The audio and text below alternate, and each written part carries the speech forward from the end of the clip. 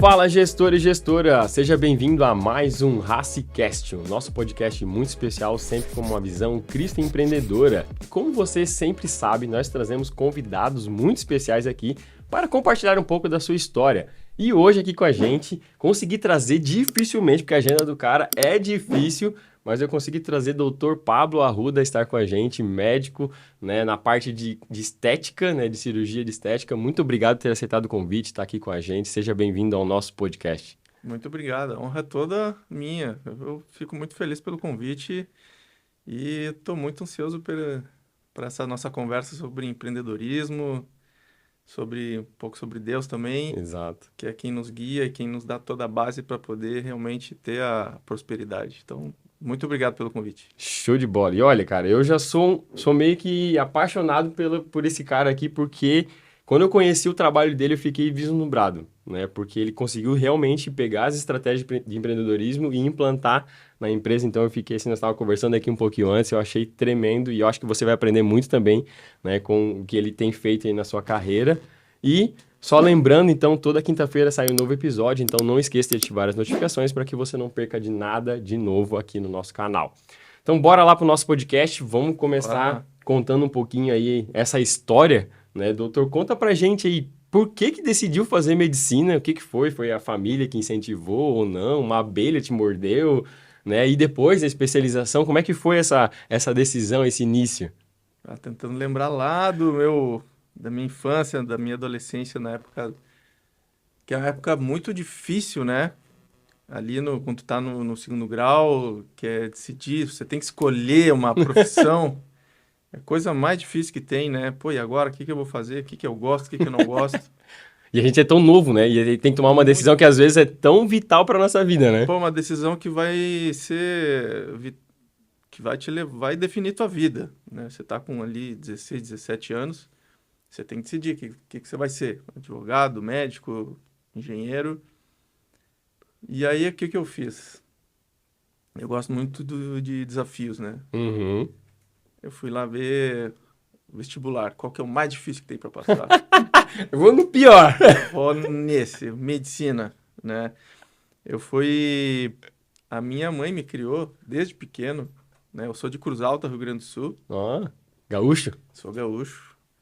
E ela me criou desde pequeno, assim, ó, Pablo, quando você for fazer faculdade, você vai estudar em Santa Maria, Uhum. que é a Universidade Federal de Santa Maria. Perfeito. Ela já estava vendo, ó, não tem dinheiro para pagar a faculdade, você vai estudar numa federal. E que também é muito próximo, é 120 quilômetros ali Assim, de dá casa, então ela já escolheu para mim. Então ela foi me catequizando desde pequeno e Uhum. aquilo ficou na minha cabeça, né? Certo. Como é importante essa visão dos pais, né? Exato. E aí, então, chegou na hora de escolher. Eu sabia que eu ia para Santa Maria. E daí eu escolhi medicina muito porque era um dos mais difíceis, né? Se é difícil, quase ninguém vai, né? Então Porque, eu vou lá. eu pensei assim, pô, se é difícil, deve ser a melhor escolha. Uhum. E também que me influenciou, eu precisava escolher uma carreira que me desse um retorno financeiro. Eu não ia Exato. estudar, me esforçar para depois não ter um retorno. Não tem pra onde ir, tem uma profissão, não tem nada pra fazer, né? Isso. Eu não tinha experiência nenhuma com medicina, imagina, 17 anos. No máximo tinha... E não tinha pavor de sangue, nada disso? Ou tinha? Tinha medo de sangue. Meu pai é veterinário, Certo. e aí de vez em quando eu ia ajudar ele nas cirurgias dele, eu passava mal, desmaiava. Ô, decisão boa, não? Então, aí eu pensei, pô, na medicina tem... Deixa eu ver um pouco aqui. Tem várias especialidades. Tem a cirúrgica, tem a clínica, e eu, Exato. lá vou ver. Mas realmente eu passava mal com sangue, com tudo, tentei ajudar meu pai em várias cirurgias e passava mal. E também eu percebi que na cidade, em Cruz Alta, né, é uma cidade que é muito agrícola, muito agrária, então Uhum. eu tentei me espelhar, pô, o pessoal que tem mais sucesso aqui na cidade. Ou eram grandes produtores de soja, Uhum. E eu pensei, pô, eu não tenho como ser um produtor de soja. Minha família não me deixou... Não tem terra, não Não me tem, deixou não tem herança, como... não. Eu falei, beleza, então esse não dá. E a outra parte que era muito bem sucedida eram os médicos. Certo. Eu via ali, tinha os bairros mais ricos da cidade, e as casas mais bonitas. Então, viu, ou eram o pessoal que plantava, né? Uhum. Ou eram médicos. Eu falei, pronto, Já sei, né? Como um não dá, o outro... pronto, vou fazer medicina. E foi isso que aconteceu. Só que era um vestibular muito difícil de passar. Mas muito, muito difícil mesmo. E eu estudei em escola pública praticamente a vida inteira. E Eu aí, não concorrendo provavelmente com um fui... monte de gente que fez cursinho, etc. Aí eu fiz vestibular a primeira vez, pô, longe de passar, né? Nossa. Longe, longe, longe de passar. E aí eu me mudei para Santa Maria, minha mãe falando, não, Pablo, tu vai para Santa Maria, tu vai fazer cursinho lá, tu vai morar lá, e aí tu vai fazer só isso. Uhum. Então foi isso que eu fiz. E aí estudei para o vestibular lá. Aí realmente foi a primeira vez que eu vi o que é dedicação. Quando você quer uma coisa, Ficasse um tempo integral só pensando naquilo. isso quando você tem um objetivo traçado, você tem que dar o teu sangue, toda a tua força de vontade ali, senão você não Sim. consegue executar. Então eu fazia cursinho pela manhã e à tarde estudava até a noite. Inclusive tirava os sábados também para estudar, Uhum. o dia inteiro. O único dia que eu descansava um pouco era domingo. Mas eu me isolei de amigos, me isolei de festas, me Uhum. isolei de academia, de tudo. Não fazia mais Um nada. objetivo só. O meu foco era esse. Então era que a gente chama horas bunda cadeira. Quanto mais horas bunda cadeira você tiver, maior chance de você passar. Então foi isso. Então aí eu tive um ensinamento que é quando você quer uma coisa, você tem que colocar toda a energia naquilo É verdade. até você conseguir Alcançar alcançar o aquele objetivo. objetivo. E persistência, né? Tentei um ano, fiz cursinho, estudei, bateu na trave. De novo daí. Mas assim, ó, bateu na trave. O quê? 20 vagas pra... Não lembro exatamente. Não lembro, mas eram 80 vagas para 3.000 Nossa. candidatos. E aí eu tentei mais um ano, ali eu passei bem daí. Porque eu já sabia como estudar, porque eu não sabia nem como estudar. Uhum. Porque uma coisa é você ficar lendo o dia inteiro. Outra coisa é você aprender realmente de Ah, fato aquilo que você está lendo exato. e saber tudo mesmo, porque chegar na hora da prova tem Várias formas de ele perguntar os conteúdos e tudo mais, tem, né? tem várias coisas em jogo. Se você não dormiu bem à noite, você já não faz uma boa prova. Se você Uhum. estiver um pouco nervoso, você não faz bem a Sim, com prova, certeza. né? Então tem muitas coisas ali. Então chega no dia da prova, eram 4 dias de prova, Nossa. é bem cansativo. E você tem que ir bem em todas, né? No vestibular de Santa Maria, na época, era média harmônica. Então, se você fosse mal numa matéria, a tua média era puxada Toda pra baixo daí. toda para aquela nota mais baixa. Então, você teria que ir bem em todas as, as matérias, né? Uhum. Não adiantava ser muito bom em algo, né? Não adiantava ser muito bom em algo e ser ruim na outra ali, que a tua Uhum. média vai puxar para aquela nota mais ruim. Então, só da parte de escolha da tua primeira pergunta, olha só quanta Sim, coisa imagina. tem. Nossa. Então isso aí me ensinou muita coisa na vida, né?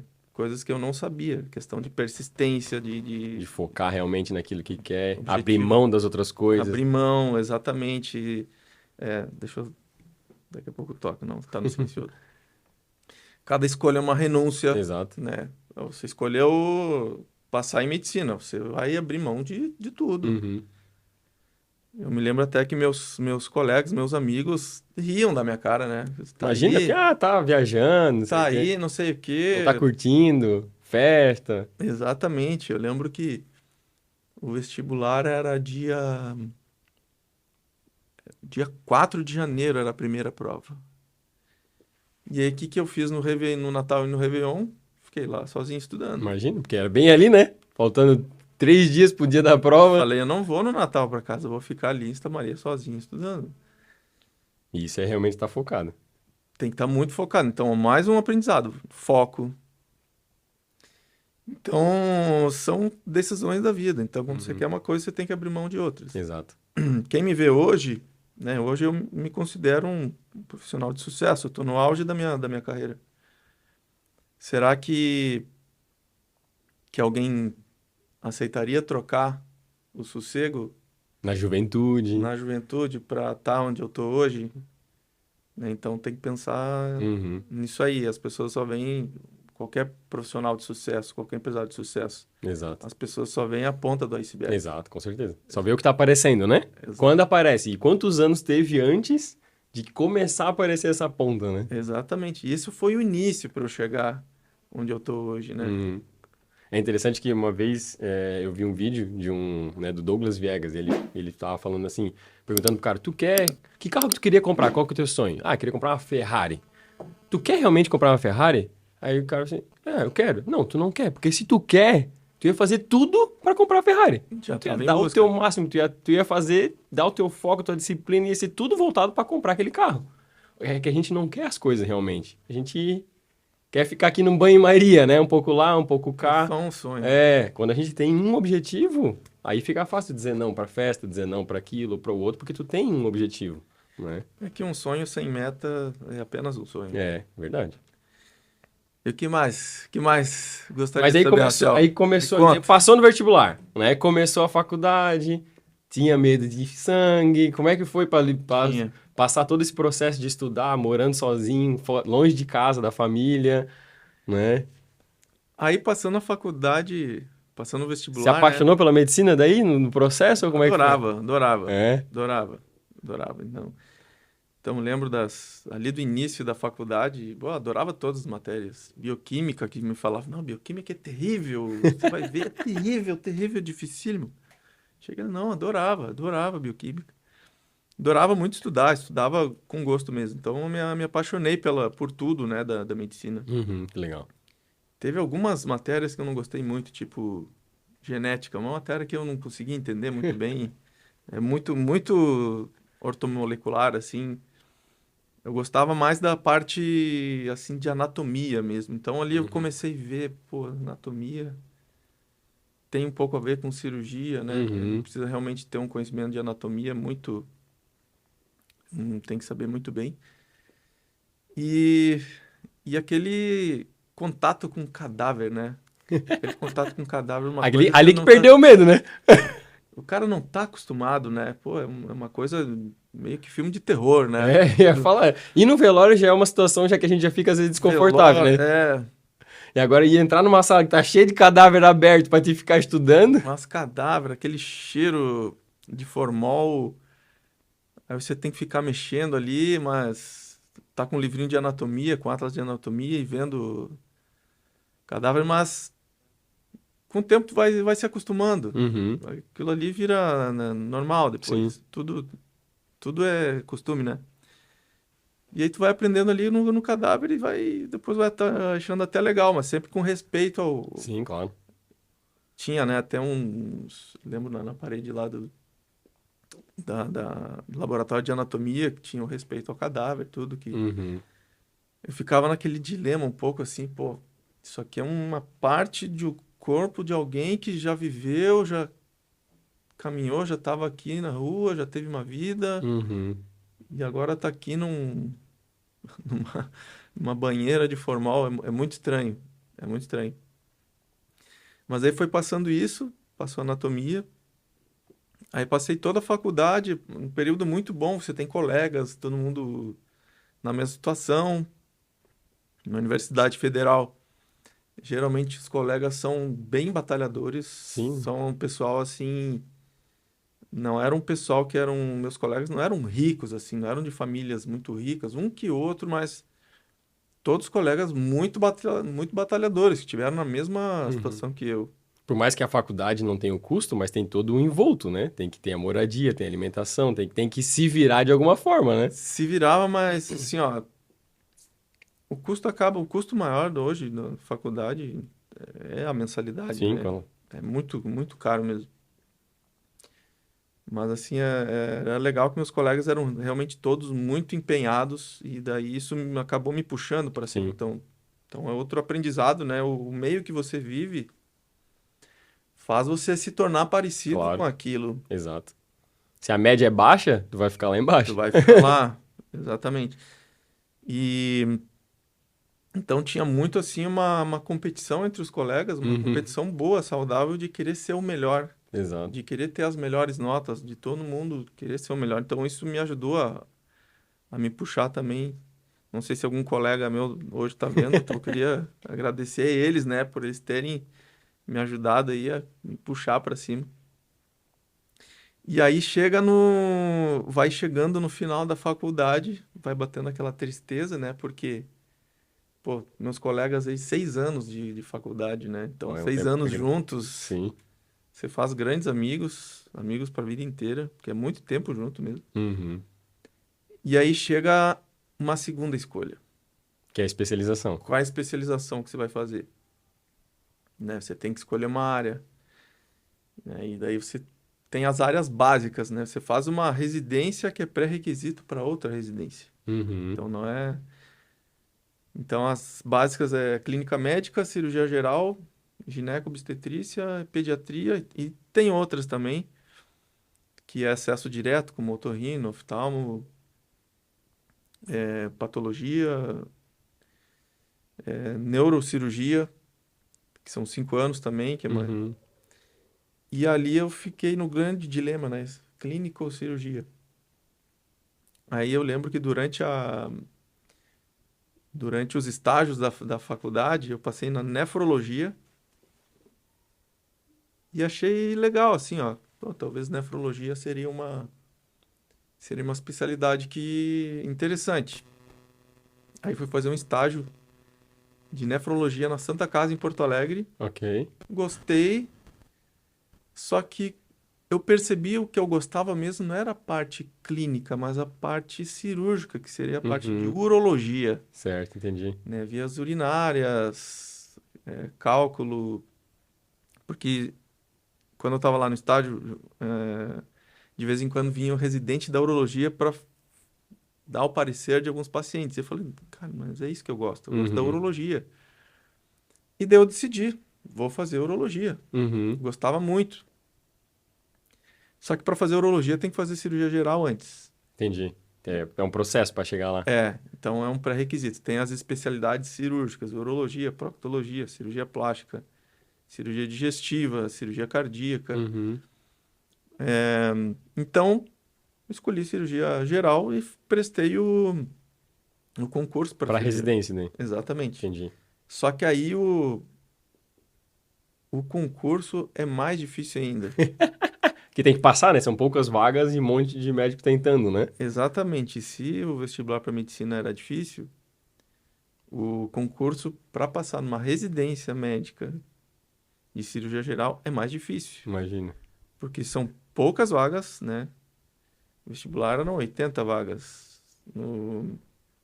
Na residência era um hospital com 5 vagas. Nossa senhora. Só que o teu concorrente é qualificado. O teu concorrente é um médico, É outro alguém médico, que já né? passou no vestibular Exato. para E do medicina. Brasil, talvez, né? Porque eu sei que eu tenho um amigo que é daqui e ele foi fazer residência lá no Sim, Rio Grande do Sul. você vai tentando em vários hospitais Exato. até passar. Até conseguir, né? Imagina a concorrência que é. E aí envolve todo o teu currículo, né? Para passar nessa residência, né? O currículo conta pouco, o que Ah, conta é? mais É uma prova que é faz? uma prova, Ah, é é uma uma prova. prova de medicina, de todas as matérias da medicina. Entendi. E aí eu consegui passar, então, em Joinville, fiz 2 anos de cirurgia geral. E ali você passa por todas as áreas da cirurgia Aí geral. pega de tudo, né? Mas pelo menos daí é só cirurgia, não tem mais pediatria, Uhum. ginecologia, não tem clínica. Então ali você passa pela urologia, você passa pela cirurgia digestiva, proctologia, cirurgia vascular, cirurgia plástica. Uhum. Então ali eu tive o contato com todas as especialidades e eu, E aí conseguiu ver o que... eu vi um pouco de cada, aprendi muita coisa, E ali eu tive um outro aprendizado, assim, ó, a ser resistente. a ter resistência, ter resiliência, não desistir, porque assim, ó, é muito trabalho, é muita coisa mesmo, assim, ó, é quase desumano, se for te contar Fica horas, né? Numa cirurgia, num plantão, É que assim, a rotina, eu vou te contar um pouco da rotina, não sei se você Aham. aguentaria. Olha só, então um hospital público grande, que você é o residente recém-formado e você é responsável por todos os pacientes internados. Uhum. Você faz um rodízio, são 5 vagas, né? Mas aí você tem que ver aqueles pacientes internados. Eu tinha que chegar 4 horas da manhã no hospital, todo dia, para ver todos os pacientes internados. 7 horas da manhã começava as cirurgias Nossa. e até a noite. E a rotina era essa. Então, chegava tarde em casa, às vezes chegava às 10 horas da noite, 4 horas já tinha que estar no outro dia no hospital. Nossa Senhora. Só que tinha dias da semana que você tinha o plantão, que você pegava o plantão do pronto-socorro, você era o cirurgião do pronto-socorro. Então, emendava, você chegava às 4 horas da manhã, Aí já ficava de passava a noite também. visita, ficava o dia inteiro em cirurgia, aí já continuava, à noite era o teu plantão, Haja café pra aguentar isso tudo, né? haja café, por isso que eu digo, ó, me dá um café, porque... E aí, 4 horas da manhã, de novo, Já você tinha começa o que processo de novo. voltar. Então, às vezes, chegava a ficar 36, 40 horas sem Nossa, dormir. Né? Fora que nos horários de folga você tinha que preparar aulas para dar para os professores entendi. Do que daquilo estava ali. acontecendo e tal, do que estava É, aprendendo. você tinha que dar toda a grade curricular da cirurgia geral, né? Eu me lembro de uma aula que eu dei, pancreatite aguda, câncer de esôfago, então foi bom, porque são da aulas que eu dei que assim que eu lembro até hoje de Que legal. muito, muito bem. Aí que separa os homens dos meninos, né? O cara que Exatamente. realmente não quer ser um médico, aí ele já desiste, né? Exatamente. Então, para chegar onde eu tô hoje, eu tive que passar por tudo isso. Então, as pessoas não sabem, né? E eu me lembro que no final do primeiro ano, né, a gente fala assim, ó, o R1 e o R2. O R1 é o residente do primeiro ano, e o Uhum. R2 do segundo Do ano. segundo ano. O segundo ano já é mais tranquilo um pouco, né? Que Você é daí tem os primeiros ali pra dar essa ajuda e é tal. que do primeiro ano, o cara tá chegando ali, tu só come carne de pescoço. Só faz o que ninguém quer fazer. E aí no R2, que é o segundo ano, aí que sim, que você tem um pouco mais de tranquilidade, você faz mais as cirurgias, porque no Uhum. R1 você nem opera, Entendi. Só fica olhando ali. só fica dentro, auxiliando e tudo mais, mas tá certo, Sim, você tem que ver muito para depois exato. conseguir executar, né? Aí no segundo ano foi mais tranquilo, mas eu me lembro que no primeiro ano eu tava assim, eu tive um dilema existencial quase, né? Que era 4 horas da manhã. Eu tinha acabado de de atender um paciente, eu estava cansado assim, que eu não me aguentava, eu estava dormindo em pé. Eu fui lá pro quartinho do residente, foi eu deitar, ligou, já me ligaram no pronto-socorro me chamando de novo. Aí me chamaram lá, falaram, ah, o paciente está com dor, pode prescrever uma dipirona? Eu falei, cara, não é possível. Vim aqui só para prescrever uma dipirona. Aí eu me encostei assim no balcão, falei, o que que eu fui fazer da minha vida? Que decisão eu fui tomar, né? Eu falei, cara, o que que eu fiz da minha vida? 4 horas da manhã aqui, cara, não consigo nem pensar direito mais. Será que eu escolhi certo para minha vida? Aí Aquela dúvida eu normal. falei, meu Deus, o que que eu tô fazendo? Não era isso que eu queria. E aí eu liguei pro meu pai, eu falei, pai, vou desistir. Não dá. Tava no final do R1, né? Vou desistir. Eu falei, não, filho, são só 2 anos, passa. São só 2 anos, só termina, vai. Reclamei para um R2 também, né? Fui me lamentar. Ele assim, Pablo, vai, só faz, termina os 2 anos, pega o teu título e pronto, e vaza. E foi isso. Então, eu fui criando aquela casca grossa, Sim. sabe? Então, assim, ó, que faz parte do cirurgião. Tem muito paciente que reclama, né? Que médico é insensível, ainda mais Uhum. cirurgião. Ah, é porque ele criou essa casca. Sim, normal, né? Imagina Que- quanta cirurgia passa, quantos processos já passou. Não, e a parte emocional, você é um ser humano, você tá ali, é quase um clima de guerra. Sim, É quase um clima de guerra. Então você acaba desenvolvendo essa. É como se fosse uma defesa do próprio organismo, né? psicológica mesmo para você resistir a tudo. Exato. Porque você é cobrado. Você não. Por mais que você esteja cansado, o teu nível de raciocínio ali tá muito ruim. Você não pode errar Sim, num imagina. raciocínio ali É do uma vida, né? paciente. Exatamente. Você tem que tomar a decisão certa. Então, ser médico, ainda mais ser cirurgião, você tem que tomar decisões a todo momento, né? E uma tomada de decisão errada pode custar a Sim. vida de alguém. Então a gente aprende a ser guerreiro mesmo ali. Nossa. Então, às vezes o médico, né? Vocês que estão ouvindo, perdoem o médico, às vezes se ele for um pouco insensível, for um pouco rígido, não for tão simpático assim, porque com o passar do tempo ele acabou criando essa casca grossa, ele Uhum. fica essa parte emocional, ele fica menos emocional e muito mais racional. Sim, porque ele tem que ser, né? Ele tem que focar No, no no- que ele no estudou, no que ele problema. aprendeu, Às né? vezes o paciente está ali com um problema, ele está ouvindo, mas ele está ali raciocinando. Tá isso, ele tem que lembrar de tudo ali, aquele Exato. raciocínio fisiológico, patológico, o que será que está acontecendo, qual é a minha hipótese diagnóstica, que tipo de exame eu vou pedir para confirmar se realmente é. Sim, Ele vai ser direto, sim, né? Só que muitas vezes o paciente também ela está fragilizada emocionalmente. E aí o médico não está, dependendo da área, não está preparado para atender essa parte emocional. uhum. Então acontece isso. Estou explicando aqui Claro, claro. o que acontece com a cabeça do médico ali na hora. E fora que nessa preparação aí de residência, né? Que a residência é SUS. Pô, muitas vezes tu tá com o paciente ali, tu sabe que precisa de tal medicamento, de tal exame, e você não tem. Sim, porque não tem o recurso, não tem a Não, máquina, não não, não tem... tem recurso. Então, e isso é muito frustrante. Então, assim, durante a carreira de medicina, você tem muito dilema moral. Sim. Pô, eu sei como ajudar, eu sei que precisa, só que não tenho recurso aí, o que que eu vou fazer? Aí tem que contornar de alguma outra forma, tem que ser criativo. Você tem que ser criativo, você tá sujeito a erro médico, né? Sim, Pô, eu sei que o tratamento é esse, não tem. Aí tu acaba indicando um outro alternativo, às vezes não dá certo e você é condenado por não ter indicado o tratamento adequado, só que não, não não, tinha. não tinha. E aí você toma um processo, uma coisa, então é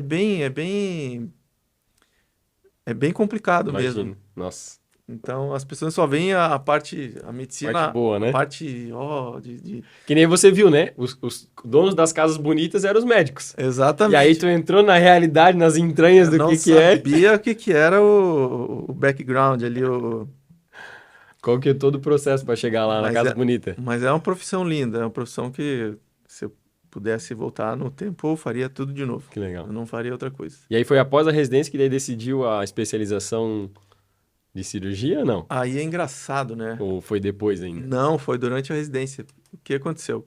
Eu queria urologia.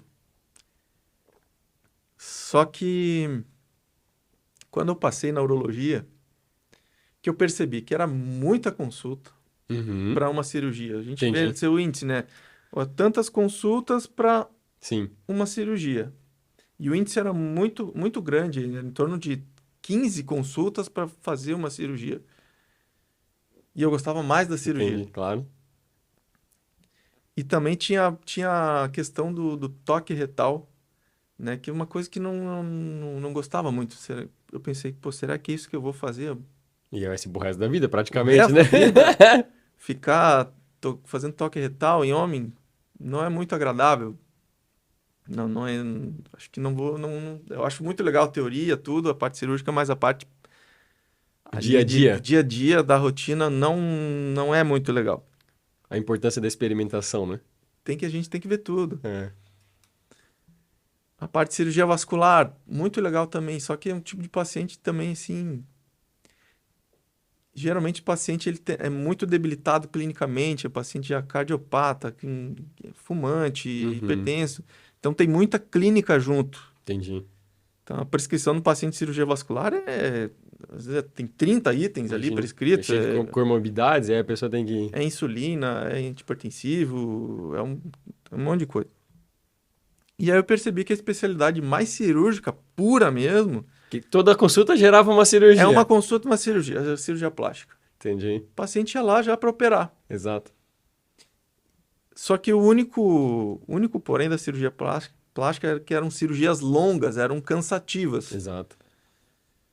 E eram cirurgias assim, eram cirurgias limpas, né? Eram cirurgias que tinha muito detalhamento técnico, então uma, uma- um detalhezinho assim na cirurgia fazia Com diferença. certeza.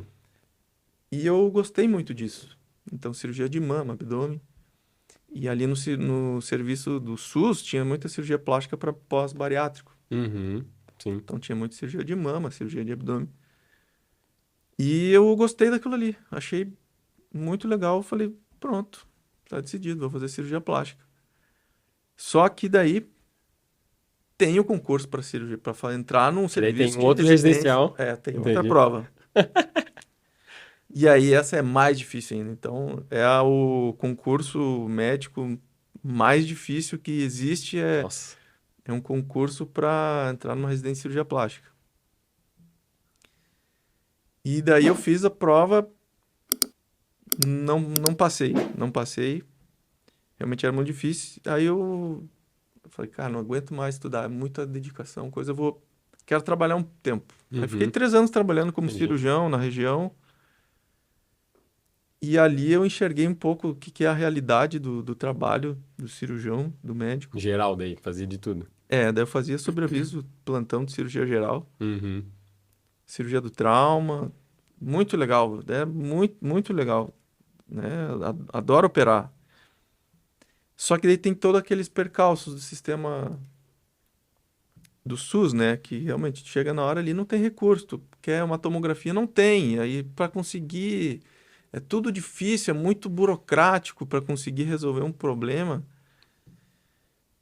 E aí eu pensei, pô, eu não posso depender tanto do SUS, porque é muita burocracia assim para conseguir resolver um problema. Aí eu fui para, aí eu resolvi, não, vou estudar Pra passar na para residência. passar uma residência. Eu estava 3 anos sem pegar num livro, estudei 3 meses e consegui passar. Ó, Mas o que que eu fiz? Fiz de novo a mesma fórmula, horas a bunda na cadeira. horas bunda cadeira. Eu larguei tudo e estudei. Peguei. O que caía na prova era só Só. questões de cirurgia geral mesmo. Entendi. Eu consegui ler é um livro de. São 2 volumes, 1000 páginas cada um. Nossa. Em 3 meses eu consegui ler 2 vezes. Então eu fiz um esquema de guerra mesmo. E estudei no. Não peguei nem o livro, porque o livro dá sono. Tu começa a ler o livro Sim, dá sono. cansa, né? Eu peguei um PDF, computador mesmo. Daí no Uhum. computador eu vi que Foi melhorar. tu tem menos sono, né? Tu começa a ler pelo computador, eu não sei. Tem uma tela ali em A cima. luz, É. a luz da tela não te deixa dormir. Eu peguei, abri a tela do computador, metade da tela era o PDF e outra metade o Pra Word, anotar. que Vai eu ia anotando. resumindo. Entendi. Então, é um estudo ativo. Eu estava Exato. lendo, mas eu estava fazendo alguma coisa. Então, foi essa tática que eu consegui fazer para eu conseguir estudar o maior número de horas sem ter sono. Sim. E nessa eu consegui estudar por horas e horas e horas e consegui resumir o livro 2 vezes. Pô, em 3 meses é muita leitura. Eu li um livro de 700 e poucas páginas uma vez que eu levei quase 3 meses pra terminar de ler. Não, mas quando você tá focado para fazer aquilo ali, Aí só fez aquilo. só aquilo. E aí eu fui fazer as provas, né? Aí eu passei no Rio de Janeiro, Hospital Federal de Bom Sucesso, eram 2 vagas, Uhum. né? O hospital tinha 2 vagas, mas era um concurso para, acho que eram 5 hospitais federais, a prova eram 13 vagas ao total. Aí sorteava em qual lugar ficaria. Aí conforme tua posição você ia escolhendo, Uhum. né? E eu consegui entrar na última vaga, assim, cara, foi assim, por pouco não entro. Eu consegui pegar a última. E eu entrei num hospital ótimo, né? Hospital Federal de Bom Sucesso. Hospital grande, com um grande volume de cirurgia. E foi ali que eu aprendi, então, a cirurgia plástica. Que legal. Mas daí já era um serviço, assim, que não tinha plantão à noite, não tinha É que serviço é final algo de marcado, né? É semana. algo mais específico, É né? tudo cirurgia eletiva. Então ali foi muito mais tranquilo que a cirurgia geral. Então eu falei, Uhum. cara, aqui eu tô bem, coisa boa. E aí terminando então 2 anos de. Não, são 3 anos. Cirurgia geral 2 anos, a cirurgia plástica 3 anos. Aí, se tu somar, ó, 6 anos de faculdade, mais Dois dois, dias. dois de cirurgia geral e 3 anos de faculdade, dá 11 11 anos. anos. 11 anos é o tempo que você faz da primeira série, do primeiro grau até o segundo grau. Exato. Olha, é muito tempo. Só que na infância parece que o tempo não Não passa, né? passa, né? É diferente, né? Agora na vida adulta. Ali o tempo passa muito rápido. Então, da faculdade e as 2 residências parece que passou num piscar de olhos.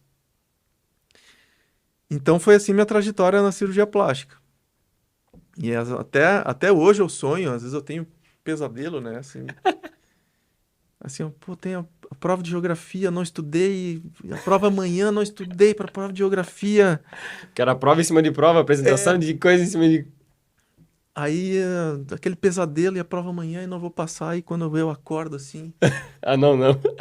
prova de geografia? Prova de geografia eu tenho que. Eu falei, não, peraí, não tem mais prova. Não, eu já terminei o segundo grau. Sério, eu penso bem assim, começo a pensar meio zonzo ainda, assim, acordado. Terminei o segundo grau, terminei a faculdade, terminei 2 residências. Acabou, não tem mais prova. Ufa, graças a Volta a Deus. dormir. Cara, coisa boa, acabei tudo, mas eu tenho muito disso aí. Imagina, porque é muito tempo estudando, É né? muita prova. Que interessante, né? E aí, terminei cirurgia plástica, né? Aí tem a prova de título, né? Quando eu entrei na residência de cirurgia plástica, meus professores, tu vai fazer a prova de título. Que é uma prova no final da cirurgia plástica. Você faz uma prova da Sociedade Brasileira de Cirurgia Plástica, né? Com questões de cirurgia plástica, para você ganhar o título De cirurgião plástico. de cirurgião plástico pela sociedade, Uhum. né? Coisa que eu não precisaria, até porque como a minha residência é, é do MEC, então só pelo diploma de A conclusão da residência residência. eu já poderia ir no CRM e registrar meu título de especialista. Uhum. Só que tem alguns serviços que não são via MEC, Entendi. que são especializações em cirurgia plástica e para você ter o título de especialista, para você conseguir o RQE, que é o Registro de Qualificação de Especialista no CRM, você precisa do título da SBCP. Ok, tem que passar por mais essa prova. Mas a prova, só que eu não precisaria, porque o meu eu já passei num concurso federal, né, que foi a residência. Mas mesmo assim eu fiz. Não precisaria, mas eu fiz. Estudei, fiz, passei. Legal. Então, mais uma prova. Aí tá. Aí terminei e concluí agora. Vou pra onde? Isso que eu ia perguntar. Daí, porque já Eu começamos no Rio Grande do Sul, É. aí foi pro Rio de Janeiro. Eu fui subindo, né? E agora, quando é que veio pra cá, pra nossa região? Então, saí do Rio Cruz Alta, Santa Maria, aí Joinville, Joinville. Rio de Janeiro, fui subindo. Aí chegou. Aí eu comecei a namorar a Karine, que hoje é minha esposa, né? Uhum. Eu conheci ela no Rio de Janeiro. E Ela ela é é do carioca? Espírito Santo. Ela também saiu do Espírito Santo, foi pro Rio de Janeiro Ah, entendi. estudar. Aí aquele dilema, pra onde a gente vai? Ela queria que eu fosse lá pro Espírito Santo. E eu até aceitei no início, mas eu vi que o meu coração falava que não é aqui o teu lugar. Falei, eu quero ir para Balneário Camboriú, quero vir, a cidade que eu adoro, Já gosto conhecia muito. por causa de Joinville, provavelmente? Já conhecia, que eu já tinha na minha mente, né? Pô, Balneário vai ser a cidade que eu vou ir quando eu me aposentar. Quando eu me Uhum. aposentar, eu vou morar em Balneário. Aí depois pensando bem, falei, pra que esperar me aposentar? Vamos é já! Eu quero ir logo. E aí a gente ficou a gente até teve uma discussão assim, quase até rompeu, né? Eu falei, ó, Karine, não. Eu até trabalhei um pouco lá no Espírito Santo. Uhum. Falei, ó, não é o que meu Meu coração coração tá tá mandando. falando, não, meu coração tá me mandando ir pra Balneário. Aí arrumei minhas coisas e vim pra Balneário. Sem a Karine. Sem a Karine, porque ela tava estudando ainda. Ela tava Entendi. terminando a especialização de dermatologia. Vim contra a vontade dela, a gente veio meio brigado, né? Mas hoje ela adora aqui, ela falou, foi a melhor coisa que ela fez na vida dela Que foi, legal. foi ter vindo pra cá. E aí o primeiro desafio, né? Pô, sou cirurgião plástico, me achando, né? Pô, agora sim, sou cirurgião plástico. Agora eu vou abrir um consultório e vai bombar de paciente. Aí subloquei um horário lá numa clínica. Tá, botei meu nome lá. Nada de Hum. paciente. Não aparecia ninguém querendo. Nada, ninguém. Deu meio ano, nada. Nossa. Eu falei, cara, não é fácil mesmo, né? Não basta ter estudado 11, agora tem que Cara, achar cliente. passei por tudo isso. E agora, como é que eu vou fazer? Aí, minha primeira cirurgia que eu fiz foi na minha prima Certo. e de graça ainda. Mas pelo menos fiz minha primeira, Claro, tá certo? né? E daí eu acabei mudando para uma outra clínica que era mais voltada para estética e ali já tinha Um fluxo de pessoas. um fluxo que já era voltado para essa Uhum. área e, e comecei também a trazer profissionais assim que para me ajudar nisso tudo e que ganhariam junto assim, ó, se você eu te eu Paga um consigo percentual do. uma bonificação por cada consulta, alguma coisa assim, para a pessoa realmente ter esse Uhum. empenho, né? Então foi ali que eu fui começando a ver essa parte realmente de empreendedorismo. Não é só, Uhum. não basta ser cirurgião. Sim, Pô, você tem que empreender, tem que encarar como um negócio, exato. porque tem a parte do ser cirurgião e tem a parte de Da empresa. ser o da empresa, você ser um empreendedor ali. Exato. Você tem que tratar como um negócio, porque só ser cirurgião não vai adiantar. Então eu comecei a desenvolver nessa parte, né? Fui crescendo, crescendo. E aí chegou a Karine. Aí Terminou o estudo terminou dela. lá, chegou a Karine lá, é brava, brava, brava com tudo, né? Veio contra gosto. E eu tava trabalhando numa clínica que era sublocada, né? E ela, quero minha clínica, eu quero minha clínica, eu quero minha clínica. E eu falei, mas Karine, Recurso. não tem recurso para montar uma clínica, é caro. Eu falei, não quero saber, eu quero minha clínica.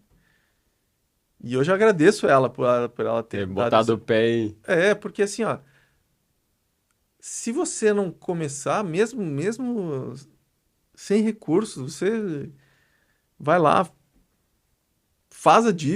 Uhum. faz a dívida, né? Aluga o espaço sem dinheiro mesmo. Se você se empenhar, o dinheiro aparece. Exato. Isso é um ensinamento muito grande, porque muito empresário para nisso. Por não ter o recurso, ou não ter a máquina, Não, ou não ter não sei o quê, não faz, fica parado, fica né? parado. E o verdadeiro espírito de empreendedor é aquele cara que, não, cara, É correr o eu risco. vou correr o risco aqui, vou tentar, né? É uma montanha-russa. Pô, montanha-russa, por que as pessoas vão na montanha-russa? Não tem um risco de morrer? Tem. Intrínseco ali tem, né? Tem, né? Pô, pode despencar o negócio lá de cima. Por que as pessoas vão na montanha-russa? Porque esse negócio de arriscar. Porque você arrisca e você se dá bem no final, é muito prazeroso. Exato. Então foi aí que eu senti que aquele mosquitinho do empreendedorismo me picou. Uhum. Falei, cara, assumir riscos é legal também. Dá uma adrenalina, né? Te tira da zona de Exato. conforto. Então, Aí começaram fazendo uma dívida. a Karine até tinha ajuda da família dela ali, né? Pra dar um aporte inicial, mas foi dividido, metade eu e metade você. Eu não tinha nada. Eu não Nem tinha a mesa nada. tinha. Não tinha Só nada. tinha o jaleco. Eu tinha um carro batido. O meu carro é o carro que eu comprei na época que eu trabalhava aqui.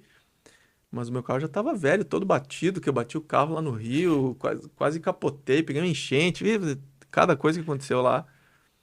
Eu me lembro que quando eu ia pra clínica, pra aquela que eu sublocava, meu carro era tão velho, tão batido, que eu estacionava umas 2 quadras longe, Imagina, eles veem o cirurgião plástico chegando com o carro. que é pra ninguém ver o meu carro.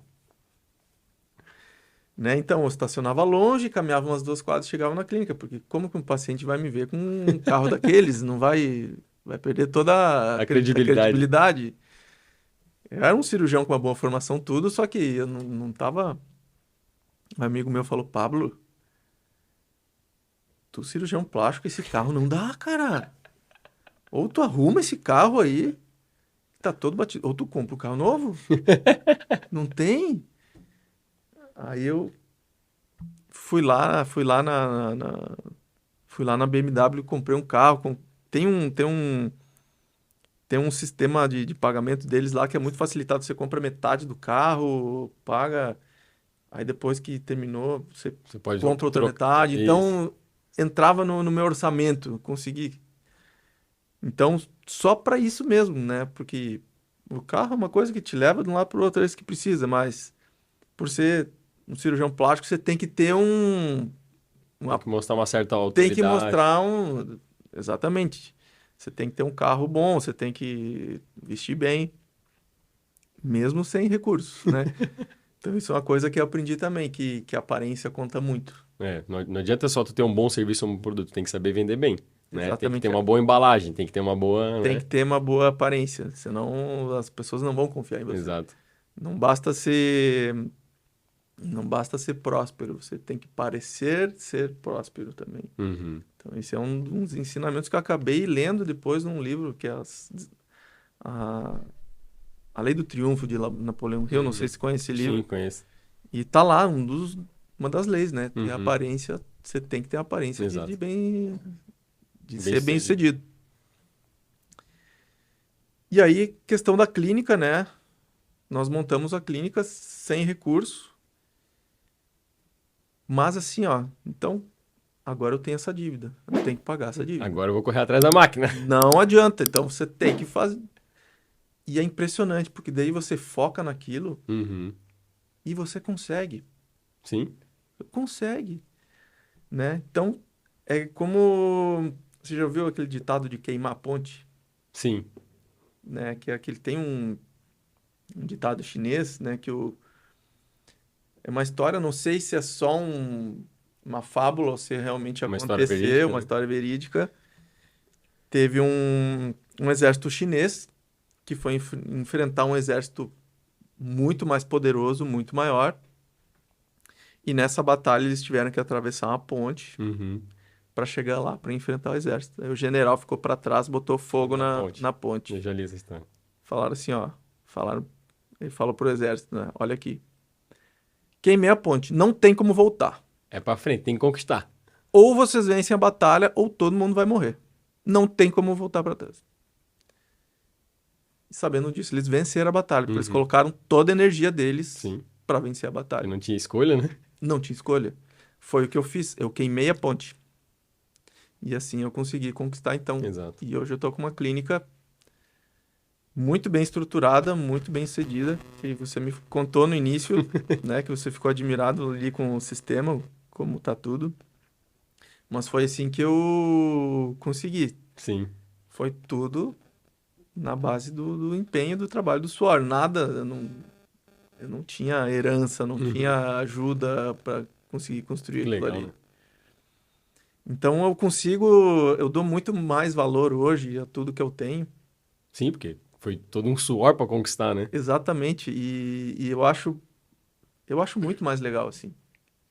Talvez se eu tivesse ganho aquilo ali de mão beijada, eu estaria hoje reclamando de Uhum. tudo. E hoje não, hoje eu só tenho a agradecer, agradeço a Deus por tudo isso que ele me ofertou. Talvez ele me deu tudo isso, mas a maneira que ele me deu foi essa. Sim, Porque Deus, ele não dá as coisas de mão beijada, ele, exato. ele, ele vai dando o caminho. Possibilita o caminho pra você alcançar aquilo, né? Exatamente, ele vai te dando o caminho, né? E às vezes você não entende, e é no sofrimento, é no trabalho, não é de mão beijada. Exato. Deus não vai te dar nada de mão beijada. Ele só vai te orientando. Ó, vai aqui, faz É como diz aquele ditado, né? Se tu pedir paciência para Deus, Deus vai te dar a oportunidade para ser paciente. Se Exato. tu pede para Deus que eu quero comprar uma casa maior, o que Deus vai te dar? Um monte de trabalho para te poder ter renda para poder comprar a casa maior. E assim vai funcionando. Deus vai trabalhando de um caminho para alcançar aquilo que a gente tem pedido, né? Exatamente. Exatamente. Então, e que nem eu falei, se eu ganhasse tudo de mão beijada, talvez eu não seria feliz hoje. Uhum. Teria tudo e não seria grato, não seria feliz. Exato. Mas vou deixar você falar um pouco agora, que eu acho que eu dominei tudo. Não, mas acho muito interessante o que você estava falando ali, porque eu fiquei bem admirado com como tu desenhou todo o processo da clínica. Até eu estava brincando que é como um McDonald's da vida, mas dentro de um consultório, né? Porque ele desenhou de uma certa forma que o paciente entra lá, já preenche um pré-formulário, já resolve as coisas, recebe um feedback antes, passa por todo um processinho até chegar na consulta. E isso tudo eu visualizei, cara, ele conseguiu otimizar o tempo dele. Ele conseguiu concentrar no que ele realmente precisa fazer, o que ele não precisa fazer. Ele delegou para outras pessoas, né, fazerem. E eu falo muito isso para empresários, né? Como a gente faz também muito trabalho com empresários, consultorias e tudo mais. Tem um livro que diz que é Os 7 Hábitos das Pessoas Altamente Eficazes, né? E eu sou apaixonado por esse livro. Eu tenho esse livro, tá lá na minha estante, mas ainda não li. Ele é muito interessante. E ele tem um capítulo dele todo que ele fala sobre os 4 quadrantes das atividades que a gente faz, né, pra gente organizar a nossa agenda. Tem atividade que é importante e é urgente. Tem atividade que é importante, mas não é urgente. Certo. E tu conseguiu captar exatamente quais são as atividades que são importantes e urgentes que você precisa fazer, que só o Dr. Pablo pode fazer, que é a parte médica ali, que tem que ser por ti. E todo o restante da clínica, eu percebi que tu conseguiu botar peças que vão fazendo pra ti. E aí tu conseguiu ter o quê? Uma produção de escala muito maior. Tu conseguiu, né, ter uma efetividade muito maior. E entregar muito mais pro cliente. Primeira vez que eu vi um trabalho teu, eu fiquei admirado, né? Minha esposa me mostrou, olha só, um médico está fazendo a cirurgia de mama, né, de prótese, e a pessoa já sai no mesmo dia levantando o braço, né? Sim. Eu já fiquei assim, mas como? Até então eu só conhecia a cirurgia de prótese de mama que a pessoa ficava lá 45 dias que não conseguia nem se mexer direito, né? E aí tu já veio que revolucionando. Como é que foi isso? Tu aprendeu, foi para fora do Brasil? Essa história é muito interessante da técnica de recuperação rápida. Porque é o seguinte, eu aprendi na residência que depois de cirurgia de prótese de mama, o paciente precisa ficar com os braços parados por 30 dias. Por quê? Para evitar deslocamento do implante, para evitar sangramento, porque se movimentar os braços, a prótese pode movimentar, sangrar, dar um hematoma, e também pela dor. Sim. Né? Então, o paciente tem dor, vai piorar. E isso era de conhecimento global, geral. Sim, tu liga, pra mim eu só conhecia essa forma. Eu também. Só que teve um cirurgião muito, muito inteligente, John Tabbets, o nome dele. E ele desenvolveu um método para resolver essas questões. Uhum. Como fazer, como melhorar a técnica para eu conseguir deixar a paciente, permitir a paciente movimentar os braços logo após a cirurgia. Sim. O cara é tão inteligente que ele se baseou no sistema just-in-time do toyotismo, de produção em massa. Exato. Né? Que é o Total Quality Management, que é a gestão de qualidade total.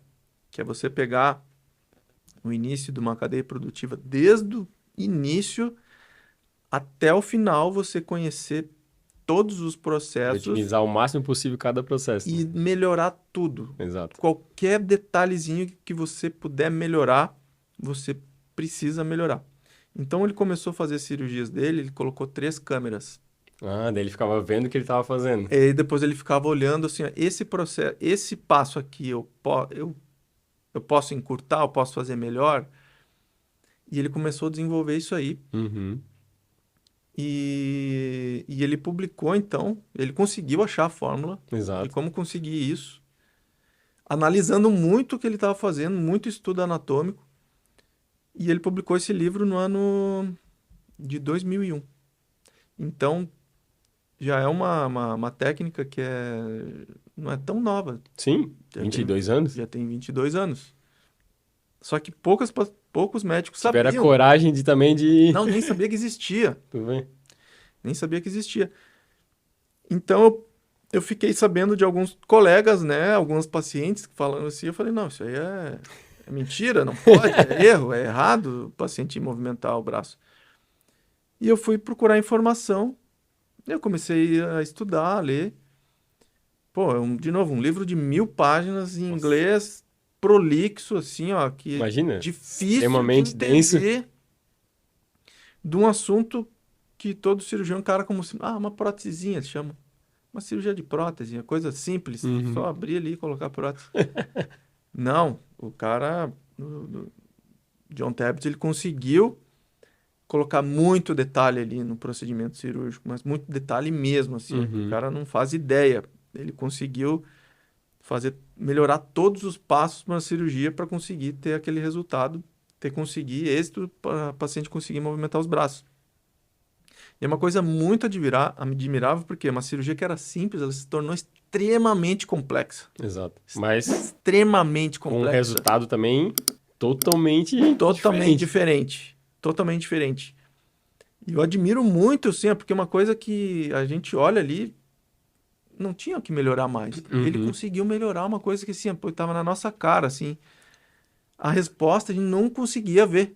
Tu vê, né? Então é mais um aprendizado. Pô, às vezes a resposta está na tua frente e você não está conseguindo enxergar. E ele conseguiu realmente desmembrar tudo isso aí e colocar em detalhes. E daí eu comecei a estudar e comecei a fazer essa técnica. Uhum.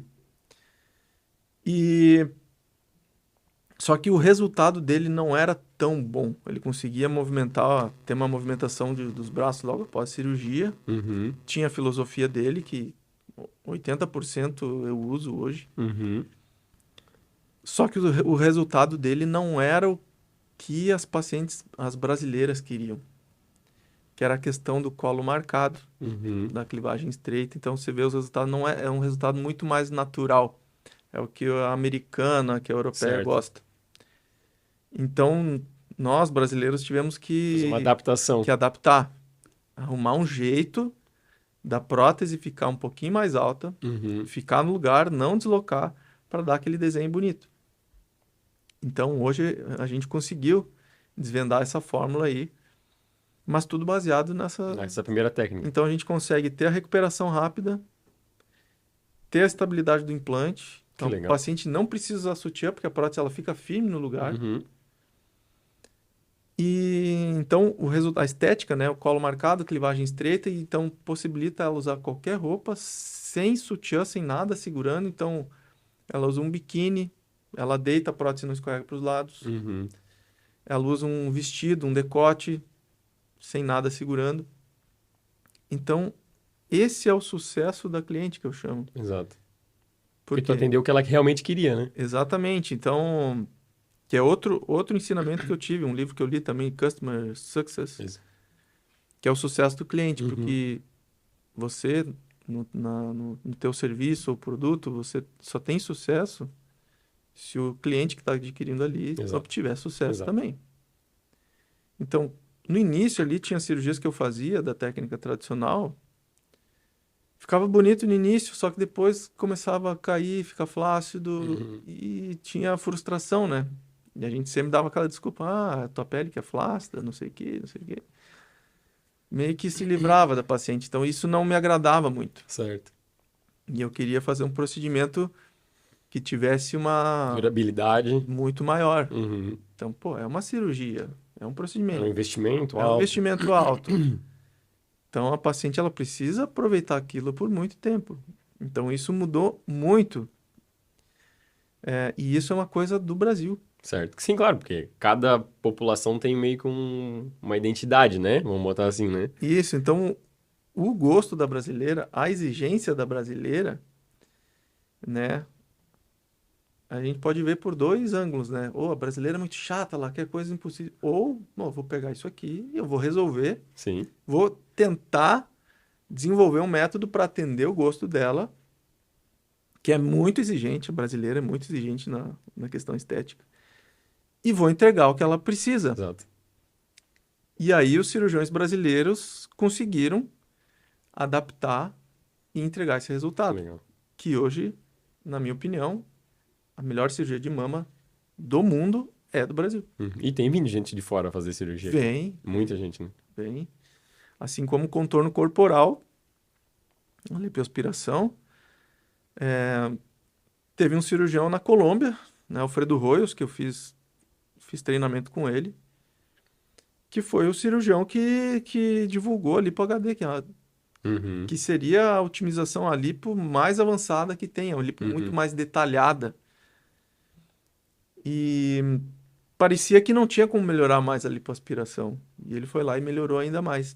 Ele contou a história dele, que chegou uma amiga para ele que não precisava fazer lipoaspiração. Ela já era magra, tinha um pouquinho de gordura, mas muito pouco, assim. Considerado normal, e ela queria fazer uma lipoaspiração. E ele falou, você não precisa fazer lipoaspiração. E a amiga dele, não, mas eu quero. E ele assim, pô, tem que arrumar uma maneira de melhorar mais esse abdômen do que já é. Aí ele fez Aí ele aqueles... desenvolveu. Desenvolveu de fazer aqueles desenhos simulando As uma curvaturas. definição muscular. Então veio daí. E no início ele foi muito criticado, né? Foi muito, muito criticado. Mas é um cara que inovou a cirurgia plástica mundial. Muito bem. E normalmente é assim, né? A pessoa que inova normalmente no começo é que leva a pedrada, né? É muito criticada.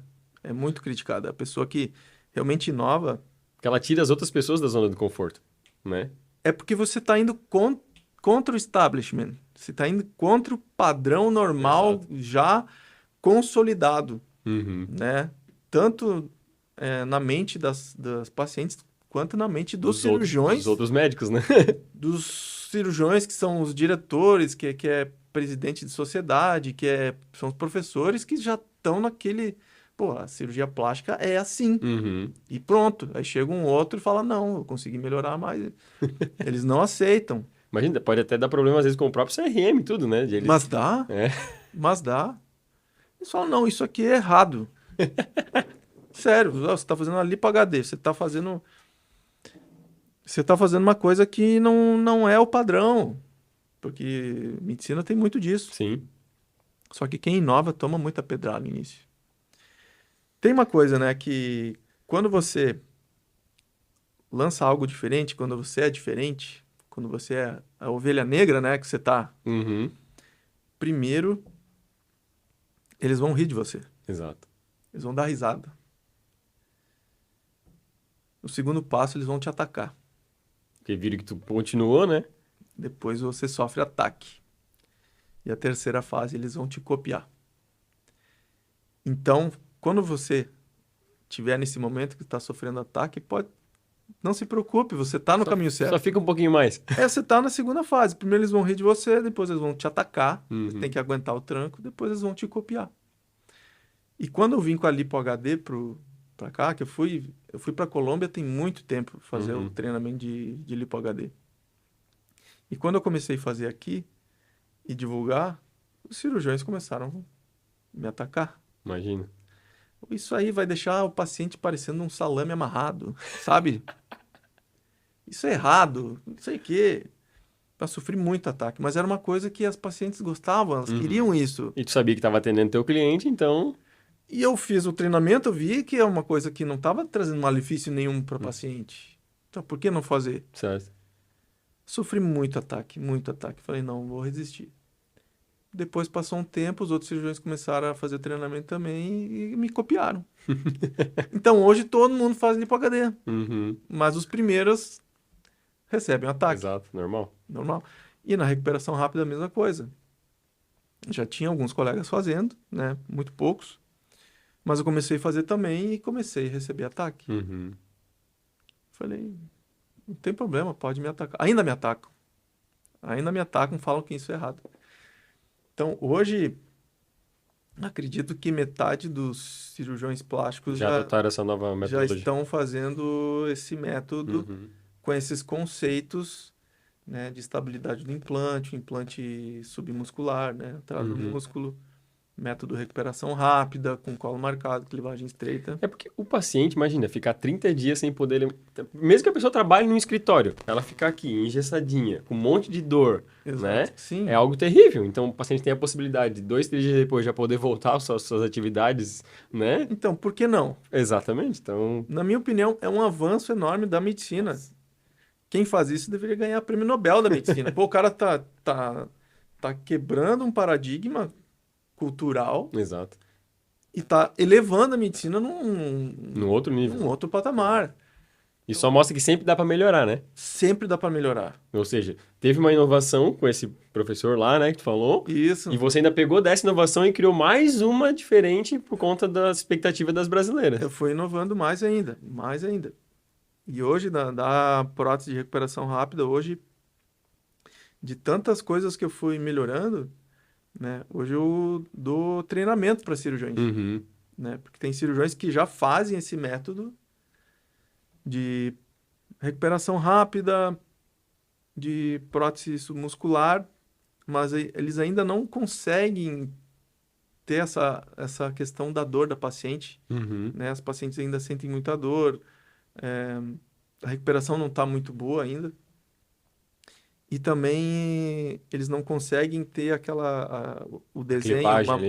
é tão pronunciado que nem eu consigo fazer.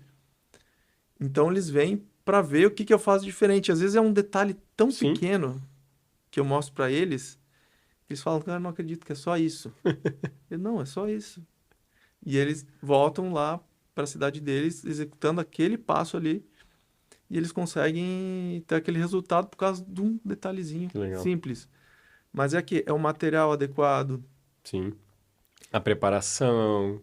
tudo, anestesia é diferente. Então, eu tive brigas até com anestesistas. Sério mesmo, tive brigas. Porque eu falei assim, ó, você precisa fazer anestesia desse jeito. Eles, não, tu não é anestesista, Tu é o tu é cirurgião. cirurgião. O que tu tá querendo se meter no meu trabalho? Ó, uma vez eu tive discussões, um anestesista falou, ó, anestesista tem que anestesiar e o cirurgião tem que operar. Uhum. Eu falei, tá bom. Mas eu fui tentar com outros, tentar, ó, eu queria que fizesse assim, por causa disso.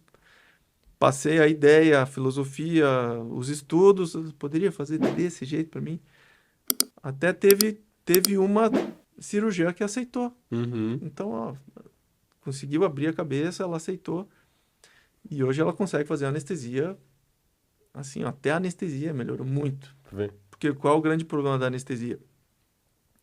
Porque se você der anestésico demais, que a gente chama de opioide, que é um medicamento realmente para tirar dor, a paciente no pós-operatório pode ter muita náusea e vômito. Uhum.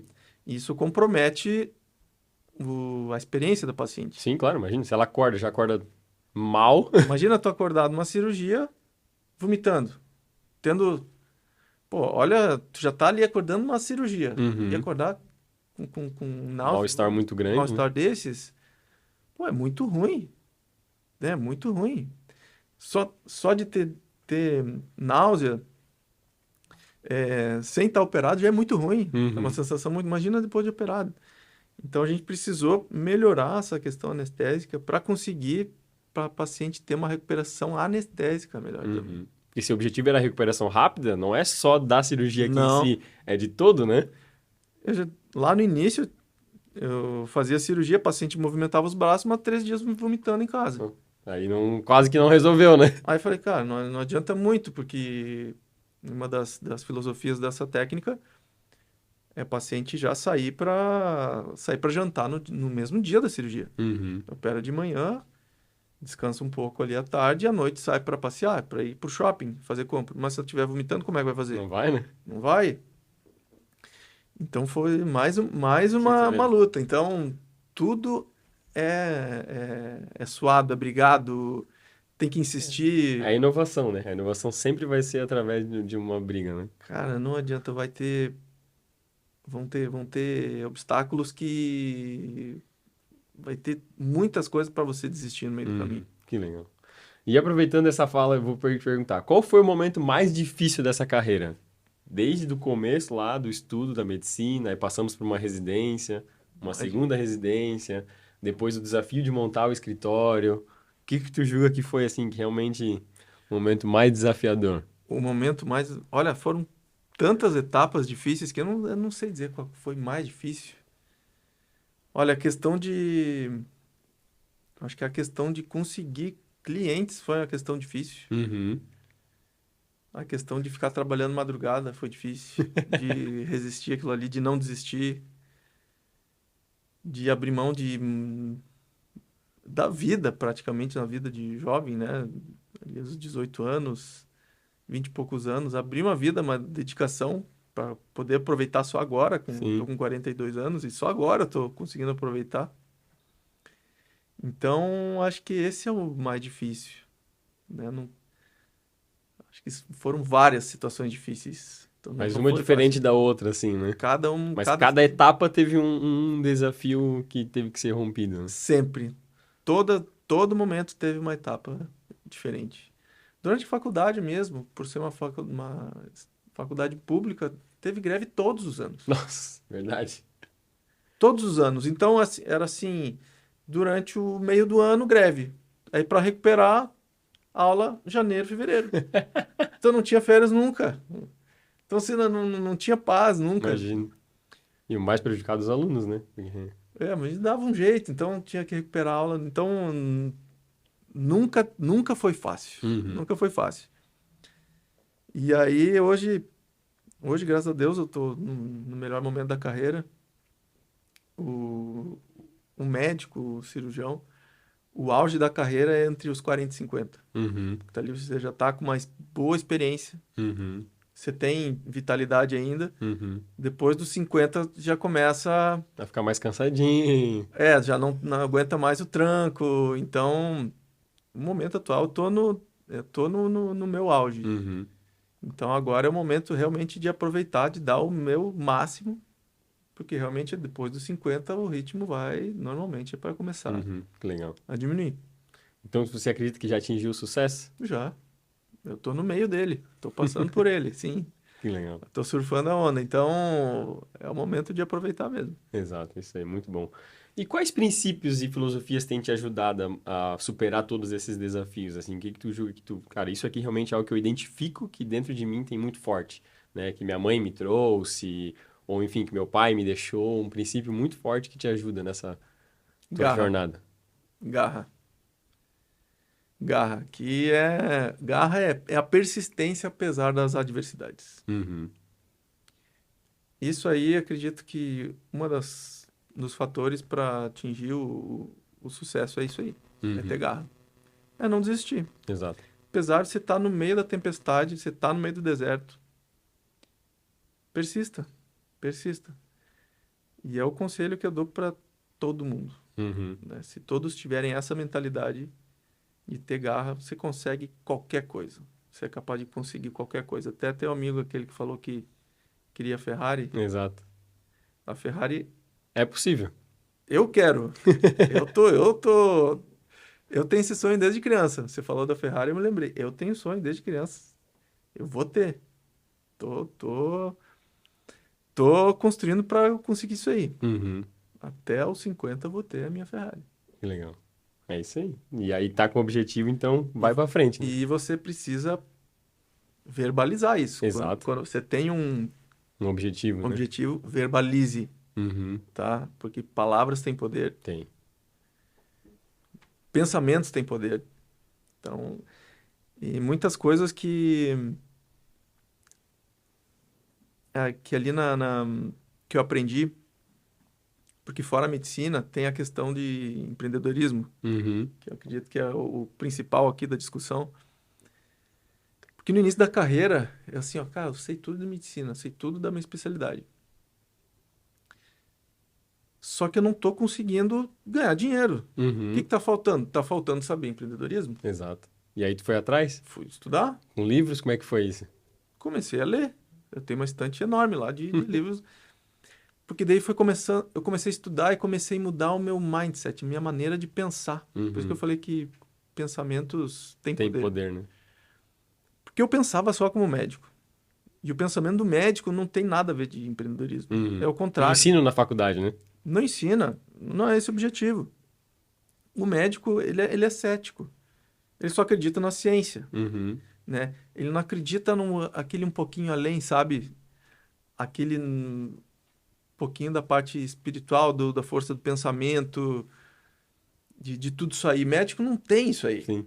Você tá Tá no artigo, tá Talvez, baseado em evidências? talvez até pelo próprio estudo, né? Então ele É tem que que ficar assim, né? Ele tem que ficar pelo que é racional, né? isso, quando você vai escolher um tratamento para um paciente, você não pode, eu ouvi uma voz me falando que é esse tratamento. Não, você tem que baseado em ciências, Exato.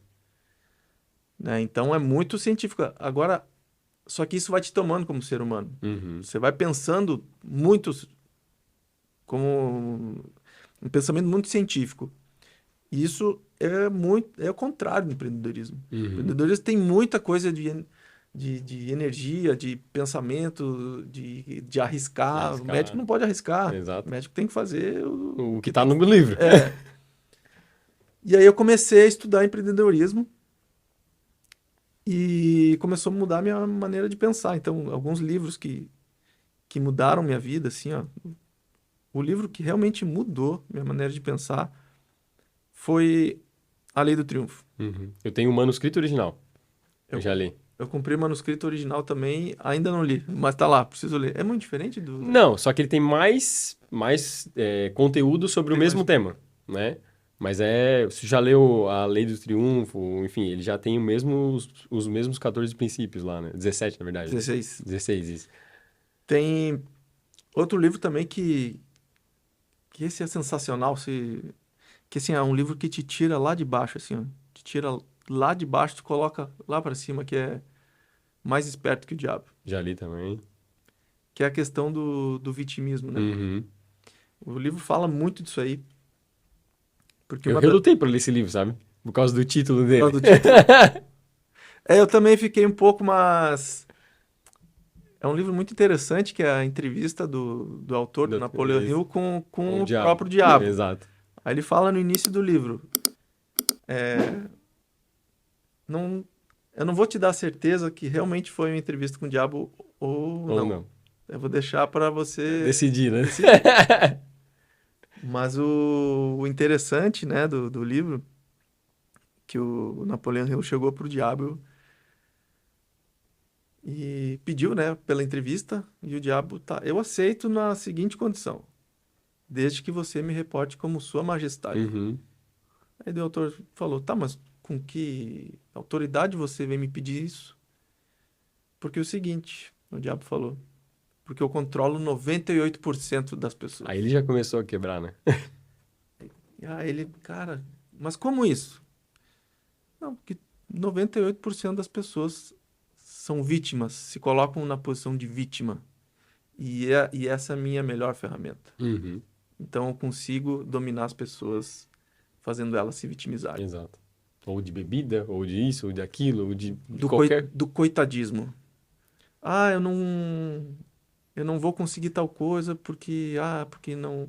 Eu vim de uma família muito pobre. Eu vim de uma família humilde, eu não vou conseguir. Pronto, não vai conseguir mesmo. Não vai conseguir. Porque eu não tenho capacidade. Não vai conseguir. Agora, quando você conseguir quebrar isso aí, você consegue qualquer coisa. Uhum. Você consegue atingir qualquer objetivo.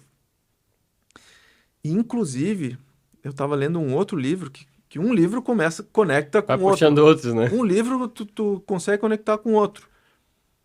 Que são 25 lições de sucesso e empreendedorismo baseados nas escrituras bíblicas. Uhum. Porque a Bíblia é um livro de empreendedorismo Muito denso. total. Meu, Assim, ó, se você tirar a parte espiritual e religiosa da Bíblia, ainda é um digamos dos assim, ó, melhores livros do mundo. tira a parte religiosa e espiritual.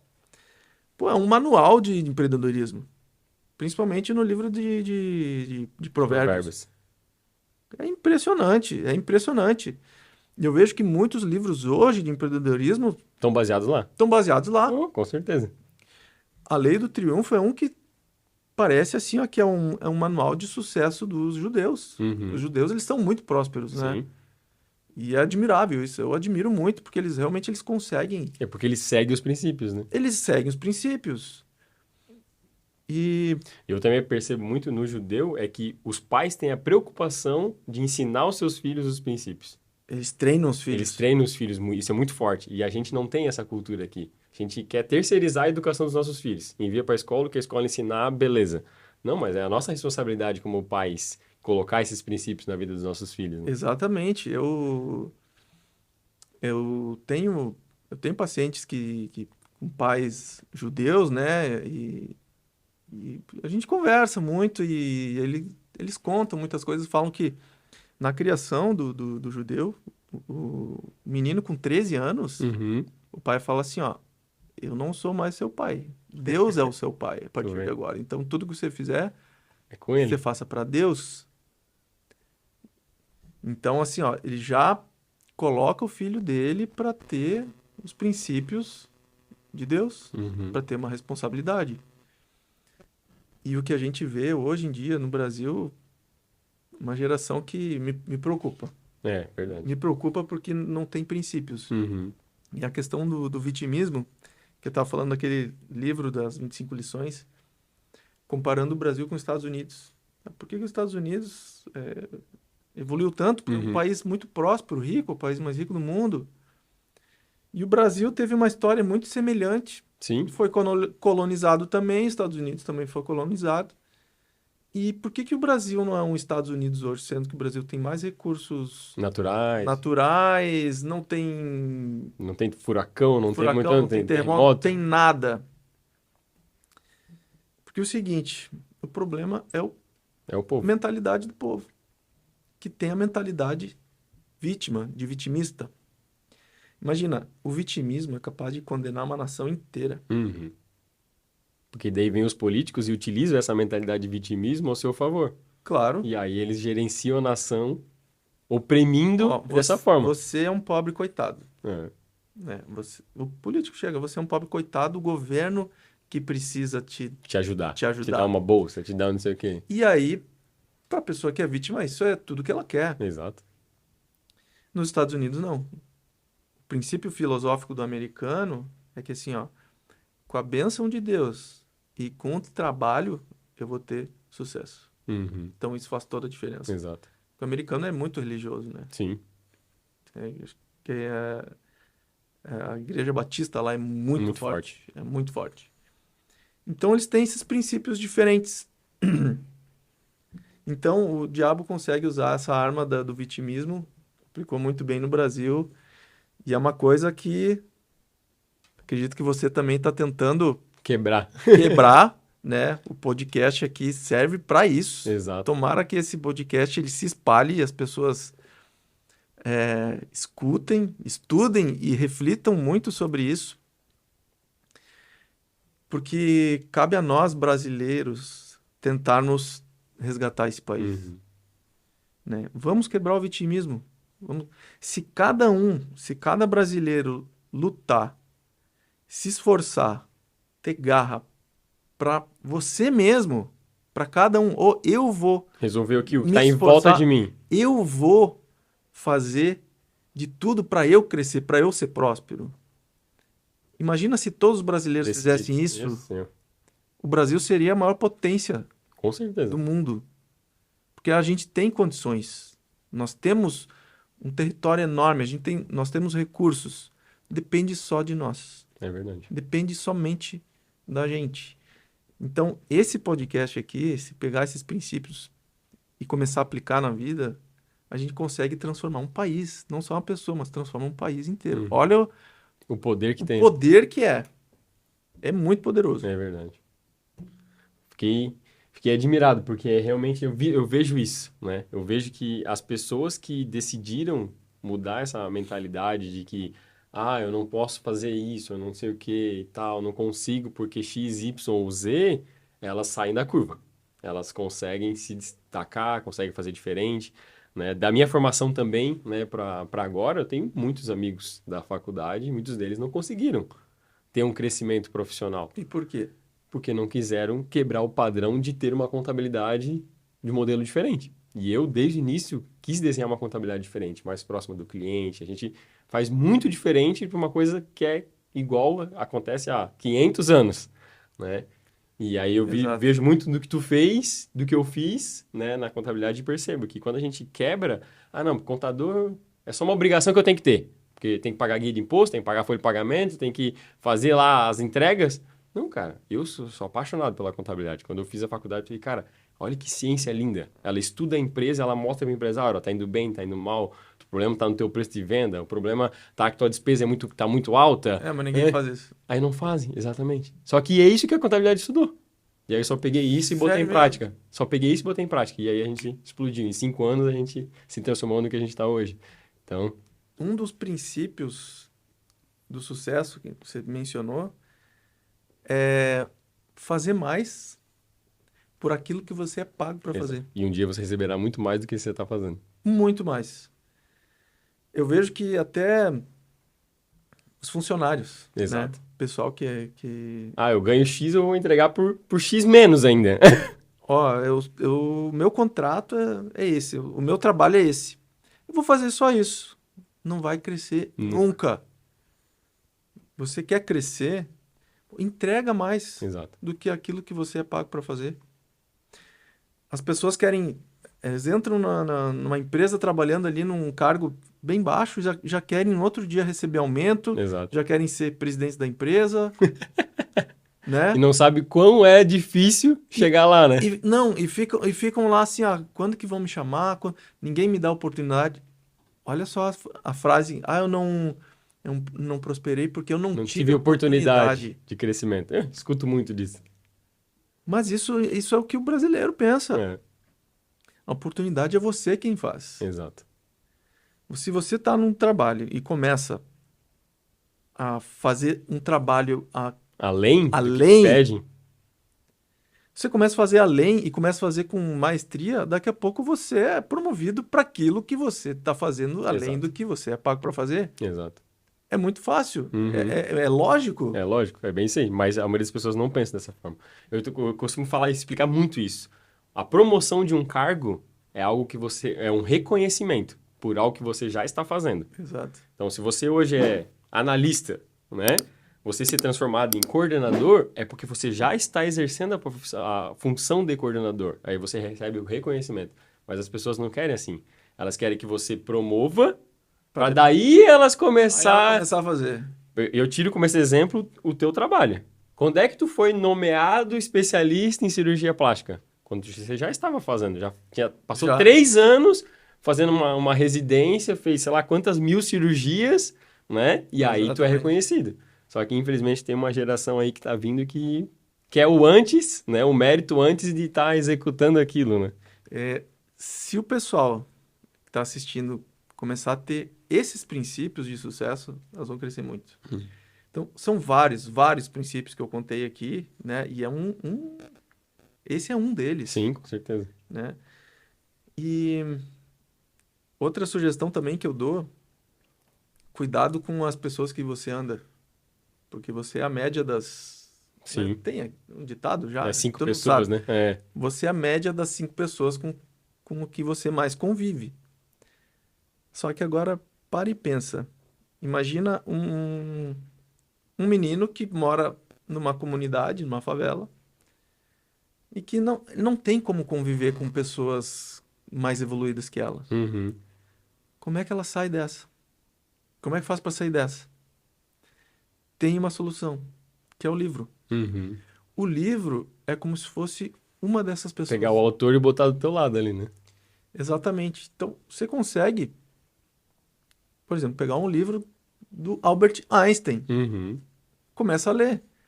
É como se ele fosse um desses amigos. Exato. Ou seja, você começa a se aproximar, a se elevar,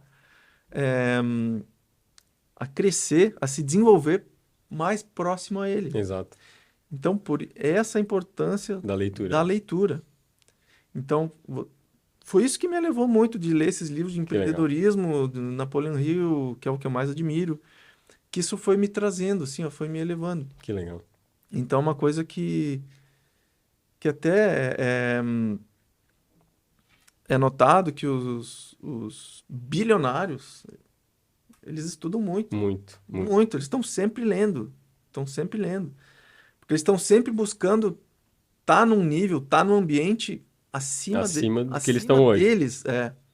Então, onde você estiver, o ideal é que você seja realmente o menos preparado. Exatamente. Eu vi uma vez uma pessoa falar exatamente isso. Se você está numa sala e você é o mais esperto da sala, sai correndo dali. Se você é o mais bem-sucedido, você tem o risco ainda de ter a soberba, de querer se achar, de Exato. querer se mostrar. E a tendência é tu começar a diminuir o sucesso dele.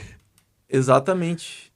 Então, o ideal é que você realmente esteja num ambiente Que te leva pra cima, né? Que te com puxa, né? pessoas muito mais Eu cedidas. sou apaixonado por leitura de biografias, né? Porque eu gosto de olhar a história das pessoas, então já li. Eu tô lendo agora a biografia do Albert Einstein, eu comprei, tô lendo. Sério? Tô Aí, na ó. página 200 e pouquinho, né? Ela é muito interessante, porque eu vejo daí da história da pessoa o que ele fez, né? Que deu certo, que deu Que é errado, como é que considerado o foi. homem mais inteligente Cara, é da história. tremenda a história do Albert Einstein. Mas Eu tenho que fica ler. uma dica pra ler, muito bom mesmo. Eu Pô, já tô tem uns 5 apaixonado. livros para ler aqui, sabe? Mas é isso aí, a leitura também que mudou a minha vida, vou te dizer. Eu não tinha o hábito de leitura, e aí em 2018, né, o nosso bispo da nossa igreja lá, eles são muito... puxa a gente pra cima, né? E aí, não, cara, ó, aqui quem tá dentro do nosso discipulado tem que ler um livro por mês, no Oh, que mínimo, legal. no mínimo, e tem que me mandar um resumo. E aí aquilo começou a me instigar, e aí eu comecei a botar na minha agenda, a rotina, e hoje eu tenho já como um hábito a leitura, né? Uma coisa que eu tô vendo assim, ó, por exemplo, a igreja que eu tô frequentando agora, que é a Batista Atitude, que eles têm um pouco essa questão do empreendedorismo, Uhum. né, da prosperidade. De trazer você realmente para cima, tirar essa vitimização, que uma coisa que um amigo meu me mostrou, que assim, ó, que a igreja, ela precisa de pastores, missionários e empresários, Exato. né? Empresário para poder financiar as Sustentar, né? missões, Exato. né? Porque missão É algo que custa. gasta, vai muito dinheiro. Uhum. E quem é que sustenta isso? Então a gente precisa de Sim. empresários. E sempre teve até a própria história de Jesus, né? Tinha várias pessoas que sustentavam o ministério de Jesus, né? Sempre teve. Então, uma das vertentes que a igreja precisa realmente plantar essa questão do empreendedorismo, que é uma coisa até que é meio contrassenso, né? Que muito tempo atrás a igreja não Era tinha contra, né? muita. É. Não era que era contra, mas não cultivava isso. Uhum. É uma coisa que pode libertar o Brasil, essa Sim. questão do empreendedorismo. Foi um pastor lá na nossa célula que ele falou que onde se cria uma igreja, a prosperidade ao redor aumenta muito. Se for ver, todas as cidades que surgiram na história, começou. Como que começou a cidade? Uma igreja. A igreja, a primeira coisa que surgiu para essa cidade ser fundada foi uma igreja. Uhum. Porque como é que era? Era área rural, cada um com a sua terra, um longe do outro. Sim. Ou seja, era A forma de reunir campo, todo mundo, né? campo. Não é cidade, é tudo campo. Uhum. E aí vem alguém e coloca uma igreja lá num ponto. E aquilo reúne as pessoas. Exato. Aquilo ali vira O centro o da centro cidade. da cidade. Porque de uma igreja começa, daí alguém abre Um comérciozinho um na frente. comérciozinho, alguma coisa, um serviço, e aquilo ali começa a A crescer. expandir. Então, olha só que interessante a questão da igreja, que como a igreja é o pontapé inicial É de verdade. uma cidade. E você pode ver toda igreja, toda a cidade tem Tem uma lá. igreja bem Tem no uma meio. igreja que é a igreja matriz lá, que é o centro, realmente o centro da cidade. Uhum. Pegar Paris. Não sei se já foi para Sim, já foi. Paris, Uhum. né? Tem a Ile de la Cité, que é bem o meio de Paris, que fica lá a Catedral de Notre Dame. Uhum. Então, é o referencial, é como se fosse o Marco Zero de Paris, Exato. é a É a Catedral de catedral. Notre Dame. Então, a partir dali que tudo começou a crescer. Que ensinamento, hein? Então, olha só como a igreja é importante. E para a gente conseguir manter a igreja, a gente precisa de empreendedores. Senão ela não tem sustento, né? Não adianta. Então, por isso que hoje a igreja, né, nós estamos cultivando empreendedorismo, Uhum. né? Porque para empreender você tem que ter princípios corretos, tem que ter ética, tem que ter moral, tem que fazer a coisa certa, senão a tua empresa não Não, cresce, e não continua também, né? não Pode até continua. crescer uma empresa que faz princípios errados, mas chega uma hora que ela quebra, porque um princípio errado, uma hora a conta vem, né? Não tem? Uma hora a conta vem. E aí com o empreendedorismo, você consegue, então, a ter essa educação. Uhum. E tirar o Brasil. Eu sou muito fã do Brasil, né? Sou um pouquinho. Suspeito de falar. Um pouquinho triste com a situação atual, né? Com a filosofia atual. Mas eu acho que uma coisa que a gente pode mudar é através disso aí, do Que legal. empreendedorismo. Eu vejo que a igreja está fazendo missões no Nordeste, então levando esse conhecimento. E tomara que essas igrejas, aonde ela foi implantada, que Consiga isso criar. consiga desenvolver o entorno. Uhum. Eu penso assim, é que uma empresa é vista como o patrão É o ruim, é o malvadão, malvado, só ele é quer o capitalista, é o... ele quer enriquecer às custas do trabalho dos outros. Mas se for para pensar, o patrão, o empresário, ele está arriscando tudo Tudo. que ele tem naquela empresa. Se quebrar, ele perde tudo. Isso. É o bônus ou o bônus, né? Exatamente. Então, o ônus é muito grande de se quebrar. Só que, ao mesmo tempo, uma empresa, ali da tua inteligência, da tua ideia, da tua filosofia, você criar uma empresa, você começa a contratar pessoas, você sustenta várias Sim. famílias. Hoje nós estamos lá com 65 funcionários, colaboradores. São 65 Famílias. famílias abençoadas. Uhum. Então, como que o empreendedor pode ser o mauzão? O vilão da história? É verdade. Então, da tua inteligência, da tua capacidade, você está dando oportunidade para 65 famílias. Nós precisamos de mais brasileiros Exato. assim, empreendendo. E é uma missão, a gente precisa passar esse conhecimento. Então, eu gosto muito de falar sobre isso aí, Uhum. que é uma coisa que eu aprendi sozinho, Sim, né? com os livros. Fui com os livros, que são livros que, assim, ó, baratos. Sim. É o que eu digo. Qualquer É livraria a forma tem. mais barata de você aprender, né? Um livro, 30, 40, 50 reais que tu paga num livro. E tu tira um ensinamento que, olha, é Não, pra vida. não foi um MBA em Harvard que me ensinou isso. Foi com livros de livraria, que livros de 30 reais, Uhum. né? E tá ali, o conhecimento tá ali à disposição de todos. É verdade. É só você ali pegar, compra o livro, 30 reais e ler. O próprio Provérbios diz, né? Acho que no Provérbios 1 começa falando, né? Que a sabedoria está gritando aí na rua, né?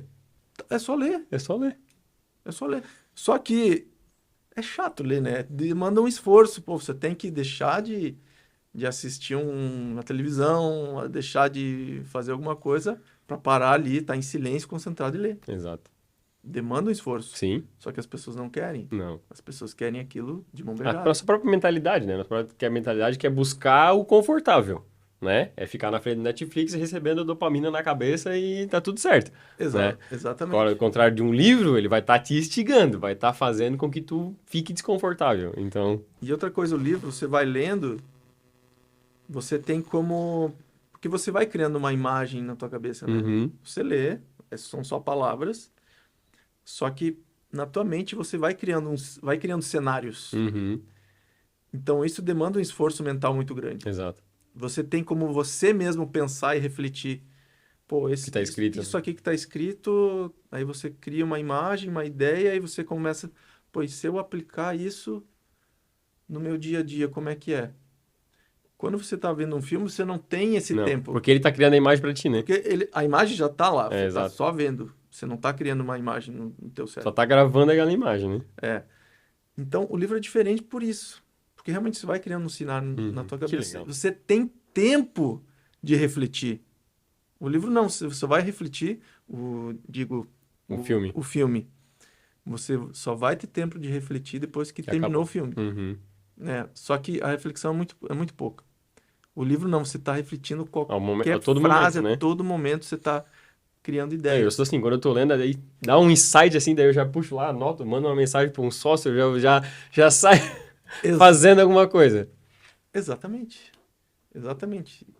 E o Brasil não tem muito hábito de leitura. Não, a média é uma página por ano, né? A média do brasileiro de leitura é Cara, uma página por ano.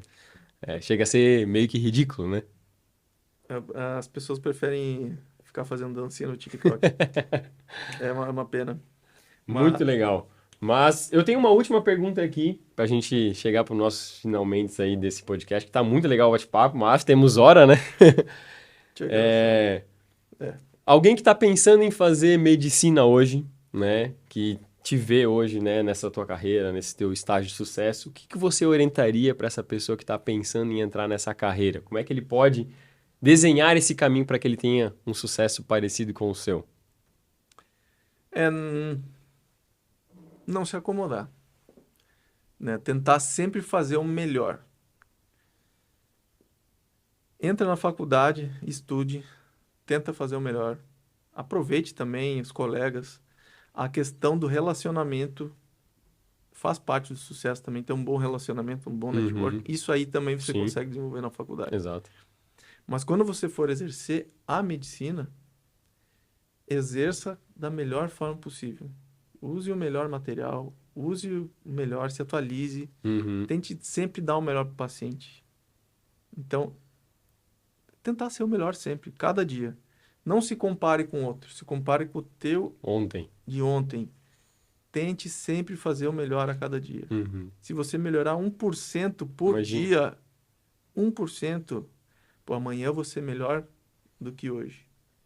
O crescimento é exponencial. É exponencial, porque é um em cima do outro, né? Não só para medicina, mas para qualquer profissão, né? Eu sou apaixonado pela medicina, então quem tem vontade de fazer medicina, eu apoio.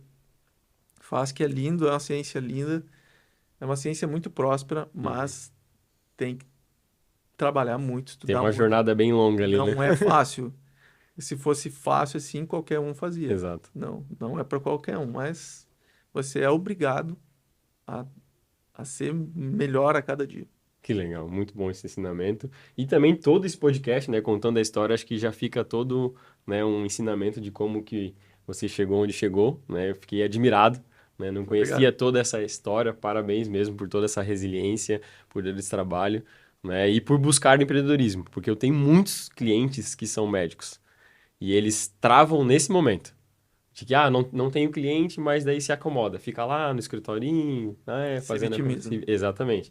E tu foi buscar, foi ler, foi atrás, foi aperfeiçoando, né, o trabalho e realmente criou uma empresa, né? Criou um negócio e dele saindo outros negócios também, né? O do ensino ali, né? Que dá os treinamentos hoje e assim vai indo. Então, eu já tô com umas 4 empresas aí diferentes. Que legal.